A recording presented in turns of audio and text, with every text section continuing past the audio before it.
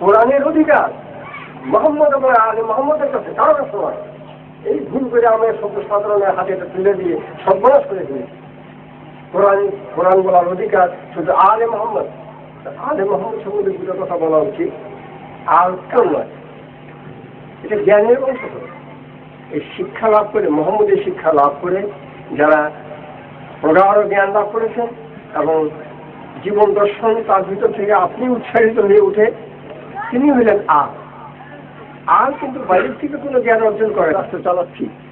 কেন ধর্ম আমাদের হাতে, আমাদের আলেম দিয়া মসজিদের ইমামগুলি পর্যন্ত সমস্ত রাজকর্মচারী ছিলেন সেই যুগে, এবং তারা ছিল রাজাদের সম্পূর্ণ কন্ট্রোলে। রাজারা যা বলতো তার বাইরে, সেই বিধানের বাইরে, সেই ধারার বাইরে কোনো কাজ করার অধিকার কারো ছিল না। যারা মাঝে মধ্যে দু একজন সুফি সাধক সাম্রাজ্যের মধ্যে এখানে ওখানে গজে